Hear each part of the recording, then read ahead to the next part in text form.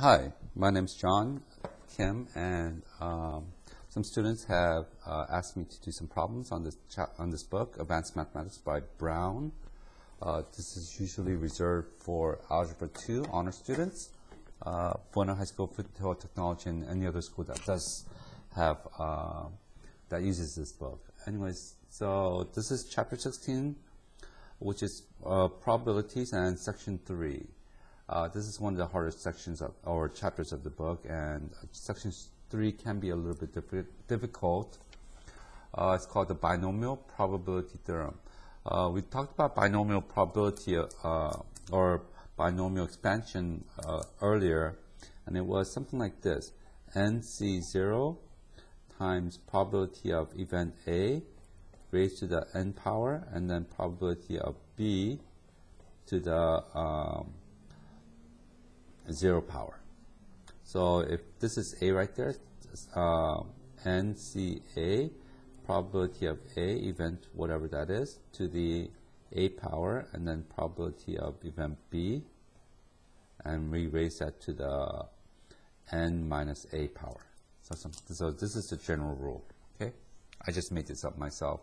You can make up whatever you want. As long as you're consistent, you're fine. You may be consistently wrong, but at least you're consistent. So let's look at example number 1. Coin toss. A coin is tossed 10 times. What is the probability? Exactly 4 heads. 4 heads. And we're looking for that probability. So since we're looking for the probability of 4 heads from the 10 tosses, so it's 10C4, that's your coefficient. The probability of a head, and whatever that is, to the 4th power, and then probability of a tail, that's the other one, that's going to be 6th power because it has to add up to 10. So 10C4 is going to equal 210 times probability of heads is 1/2 to the 4th power times probability of tail to the 6th, which is 1/2 to the 6th power. That's the same thing as, I'm going to do this one for you, 10C4. NCR is going to be n factorial over n minus r factorial, which is 6 factorial times 4 factorial. Okay, so you can use that in your calculator, or this one should be 10 times 9 times 8 times 7 times 6 factorial over 6 factorial times 4 factorial. The 6 factorials cancel. 4 is the same thing as 4 times 3 times 2 times 1. 4 times 2 is 8, so I'm going to get rid of that. And 3 goes into 9 3 times. So it's 3 times 7, which is 21, times 10 is 210. There's 210. And that's the same thing as 1/2 to the 10th power. I know 2 to the 10th is equal to 1024. So it's going to be 210 over 1024. Does that reduce? Yes. That reduces to 105 over 512. Is that the answer? Yeah.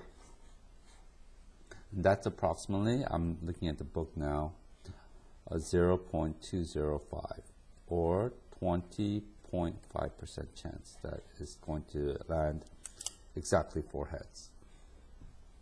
Okay, let's look at example number 2. A survey of 1,000 students in the school. So there was a survey, 1,000 students. Example 2. 1,000 students,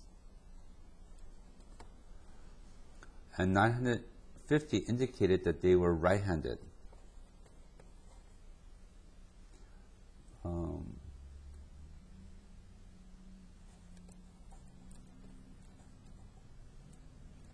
Now, which should be the case. There's a lot more right-handed students than left-handed students.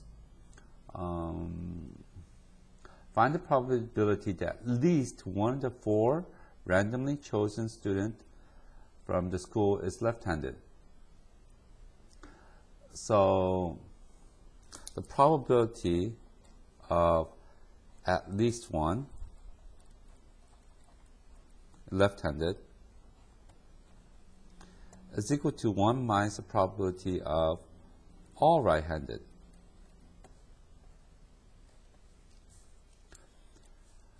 At least one means it has to be 1 or 2 or 3 or all 4, which means that at least one left-handed, which means that it's the probability of all right-handed, and then 1 minus that because it's the complement. And we talked about this a little bit earlier. So we're going to have to figure out what this probability is. 1 minus probability of all right-handed is 4. Choose 4. From the 4 that you're choosing, you're going to choose all 4 that are right-handed, times the probability of right-handed is 950 out of 1,000, and there's going to be the 4th power, and the left-handed is going to be 50 out of 1,000, and you can choose none of them. So there's 4 here and none here. I know that the book does not count this one. This is because this is obviously 1, but you should know to put that in there. Okay, 4 combination 4 is 1. 950 over 0.9, that's 0.95 to the 4th power. It's going to be 0.815, and that's going to be times 1, so it's going to be approximately, or these are approximations, 0.185, or 18.5% that at least one of them is going to be left-handed. Let's actually do some of the work, some of the homework. I believe that your homework was 3, 5, and 9. Let's try number 3. I'm just going to do one problem. Or, I'm sorry, 5. I looked at 5. What's the probability of getting exactly 2 5s and 4 rolls of a dice? Probability of exactly getting 2 5s in a roll of dice, in 4 rolls. Okay. So it's going to be from the 4 rolls that you're going to take, you're going to try to get 2 5s, 2 of them. The probability of a 5 is 1 out of 6 to the 2nd power times 5 out of 6 to the 2nd power. So that's the 5s, and this is no 5s, because there's 1, 2, 3, 4, and 6. 4 combination 2. I haven't done this in my head. So 4 factorial over 2 factorial. 2 factorial, it's going to be, that's 24. Divided by 2 is 12. Divided by 2 is 6. So 6 times 1 6 squared times 5 6 to the 2nd power. That cancels with one of this. So it's 1 6 times 5 6 times 5 6. 6 times 6 times 6 is 216 and 25. And there's your answer right there. 25 over 216. I'm just going to check in the back of the book. Page 616, number 5 was 25 over 216, yes.